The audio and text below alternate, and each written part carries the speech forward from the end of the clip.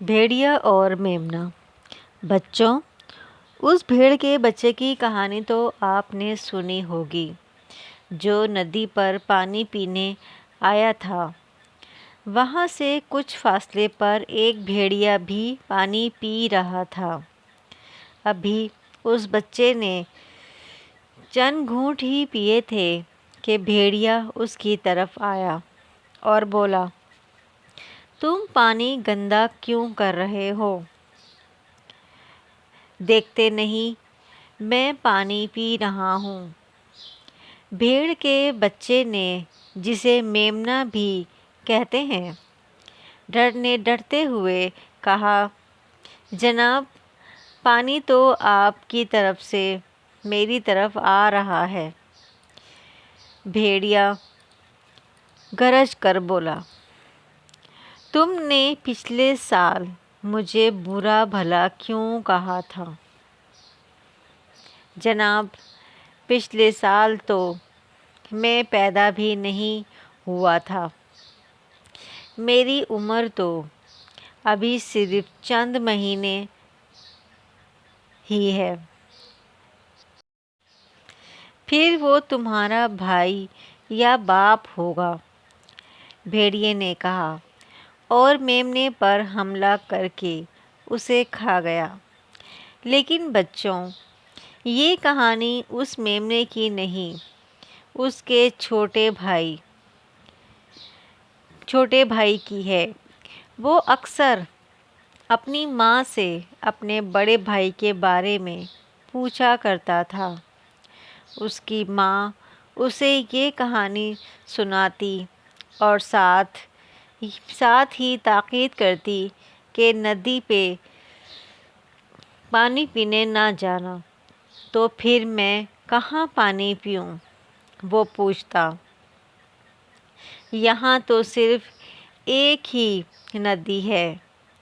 تم اس وقت پانی پی لیا کرو جب بھیڑیا اور دوسرے بڑے جانور وہاں نہ آتے ہوں، اس کی ماں کہتی۔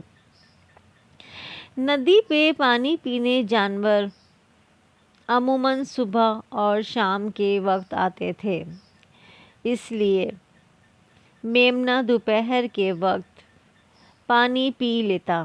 لیکن دوستو، کہتے ہیں کہ ہونی کو کون ٹال سکتا ہے؟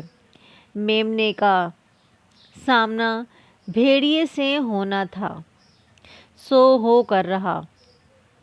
ہوا کچھ اس طرح کہ ایک مرتبہ دوپہر میں میمنا ندی پر پانی پی رہا تھا کہ اسے دوسری طرف سے بھیڑیا اپنی طرف آتا دکھائی دیا۔ میمنا سنبھل کر کھڑا ہو گیا۔ تم پانی کیوں گندا کر رہے ہو؟ دیکھتے نہیں میں پانی پی رہا ہوں، بھیڑیے نے، جسے حسب روایت چالاکی سے کہا۔ لیکن جناب، پانی تو آپ کی طرف سے میری طرف آ رہا ہے، میمنے نے کہا۔ تم نے پچھلے سال مجھے برا بھلا کیوں کہا تھا؟ بھیڑیے نے پرانی چال چلی۔ جناب، وہ میں نہیں بلکہ میرا بڑا بھائی تھا، اور آپ نے اس بیچارے کو کھا لیا تھا۔ میمنے نے ندی کے کنارے کی طرف کھسکتے ہوئے کہا، میں تمہارے ساتھ بھی وہی سلوک کروں گا۔ بھیڑیے نے دانت نکالتے ہوئے کہا اور میمنے پر چھلانگ لگا دی۔ میمنا جلدی سے ایک طرف ہٹ گیا اور بھیڑیا اڑتا ہوا ندی میں جا گرا۔ برسات کے دن تھے، ندی بہت تیزی سے بہہ رہی تھی۔ بھیڑیے نے تیر کر کنارے پر آنے کی بہت کوشش کی، مگر پانی کا